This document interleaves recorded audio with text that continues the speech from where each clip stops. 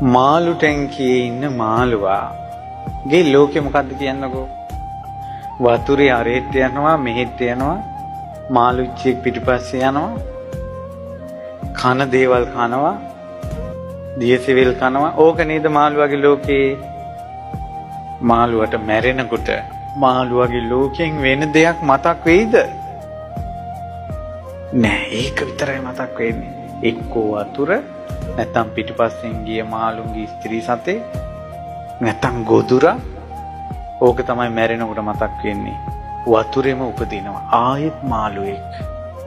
තිරිසන් ලෝකෙ ගියොත් ජීවිත දහස් ගාණක් එක දිගට යන්න වෙනවා කියන්නේ ඕකයි.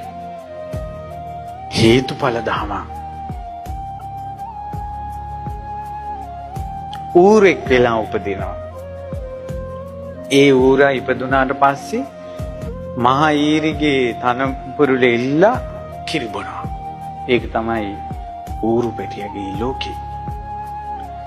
අනතුරට බය වෙලා දුවනවා. මඩේ ලගිනවා. ගොල්ලේ ලගිනවා. ලොකු වෙනකොට ඇඟ ඇතුලෙන් දාහය එනවා. තවත් ඊරියෙක් පිටිපස්සේ යනවා. ඒ සැපේ විඳිනවා. ගොදුරු හොයනවා. ඔය ඌරා මන්දකට අහුනොත් ඌගේ ලෝකේ මතක් වෙන්නේ මොකද්ද? වෙන මොනවද තියෙන්නේ? මඩේ ලගින එක, ඊරියෙක් පිටිපස්සේ ගිය එක, ගොදුර. ওই ටික නේද? හිත පටුයි. එතනින් යාට නෑ සංකල්පනා. ආයෙත් ඌරෙක් වෙලා උපදිනවා. ওই විදිහට තමයි තිරිසන් ලෝකේ. මේ මිනිස්සු අතර ඉපදුන මේ මිනිස්සුන්ගේ හිත පටු වුණොත් සමහර මිනිස්සුන්ගේ ඔළුවේ තියෙන්නේ ඉඩ කඩන්. එතනින් යාට ඔළුව වැඩ කරන්නේ නැහැ. මැරිලා උපදිනවා ඕකේ. සමහර අම්මලාගේ ලෝකෙම දරුවෝ උදේටයි දවල්ටයි හවසටයි පන්ති ඉගෙන ගන්නේවා. අමයි. පටුයි. දැන් මාමේ කියන දේ ලෝකේ පැතිරී තියෙන ධර්මතාවයක්. එවැනි ධර්මතා ඔවුන් සිතන්නේ. හිත පටුයි. පොඩි දේවල් කල්පනා වෙන්නේ. මැරුණට පස්සේ එතනම උපදිනවා. වෙන ලෝකයක් නැහැ. අප්පෝ පෙරේත ලෝකවල විස්තර. ඒ කියන්නේ මම මෙහෙම උදාහරණයක් කියන්නම්. ඔන්න තරුණ පුතෙක් ඉන්නවා. තරුණ දුවෙකුට ආදරයක් ඇති වෙනවා. මේ කොල්ලා ගෙදර ආවත් ඈව මතක් වෙනවා. තව කොයි හරි ගියත් බලනවා ඈ ආවද? ෆෝන් එක ගත්තත් ඈ මතක් වෙනවා. හැම වෙලාවෙම ඇය. ඒතර මෙයාගේ හිත වැඩ කරන්නේම ඇයගේ සංකල්පනාත් එක්ක. ඒතර ස්ත්‍රියකට බැඳුන හිතෙන් ඔහු ඉන්නවා හිත පටුයි. අනිත්‍ය, කාමී ආදීනව, දෙමව්පියන්ගේ දුක, දෙමව්පියන් තමන් වෙනුවෙන් මහන්සි වෙන එක, අනාගත ලෝකේ, සංකීර්ණ ලෝකේ, අනාගත ලෝකෙට මුහුණ දෙන හැටි කිසිවක් ඔහුගේ හිතේ නැහැ. තියෙන ස්ත්‍රිය ගැන බැඳුන හිත ගෑනුමයි මතක් වෙන්නේ. මරුණාට පස්සේ උපදිනවා. ඒ කර්මයට අනුව එක්කෝ ස්ත්‍රියගේ ශරීරයේ අසුචි බොක්කේ උපදිනවා, නැත්තම් පිටිපස්සෙන් එන විදිහට උපදිනවා. පටුයි. කල්පනා කරන්න හිත චුට්ටක් පළල් වෙලා. මේ ආවට ගියට කියන එකක් නෙවෙයි.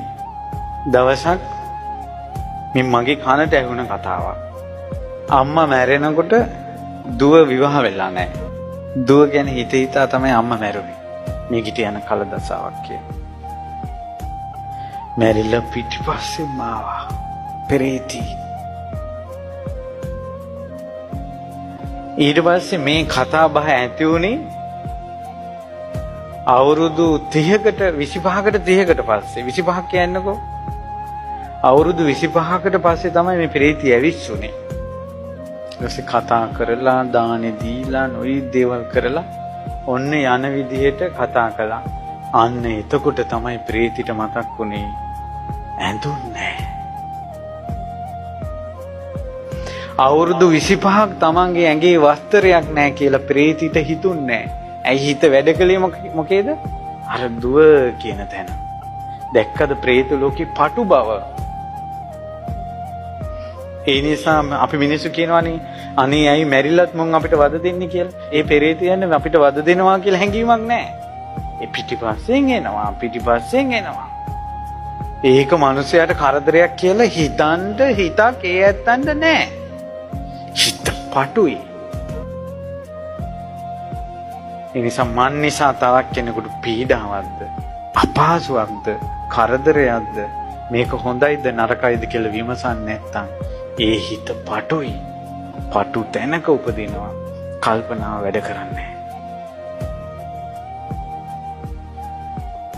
ෆෝන් එකක් අතට අරගෙන ෆෝන් එකේම එබී Facebook හෝ මොනවාරි වීඩියෝ බල සෑහෙලි වෙනකල් ඉන්නවනේ. එතකොට දැන් මේ නිදිමතයි මට හිට ගමනක් යන්න තියෙනවා. මේකෙන් මගේ කෙලෙස් ඇවිස්සෙනවා, සල්ලි කැපෙනවා, කරදරයක්, මගේ හිත පිරියෙනවා. කල්පනා කරන්නේ. හිත පටුයි. මේක බලන්න ඕන. කතා කරන්න ඕන. පණිවිඩයක් දාන්න ඕන. හිත පටුයි. පටු හිතක් තියෙන කෙනෙක් උපදින්නේ යම් තැනකද? ඒ අය උපදිනවා. ඔක තමයි පටු සිත ගන්නතොර හිත පුලුල් කරගන්න. එකම දෙයක ගැලෙන්න එපා. හිත පළල් වෙන්නේ බුදුබණත් එක්ක. බුදුරජාණන් වහන්සේගේ ධර්මයේ දවසින් දවස එක විදිහට ලෝකය ගැන විස්තර කරලා දෙනවා. ඒවා අහනකොට මේ හිත පළල් වෙනවා. අලුත් වෙනවා. නොදන්න දේවල් දැනගන්නවා. පින්වතුනි, මේ යන තුරු බුදුබණ පද මහන්න, ධර්මයේ මහන්න,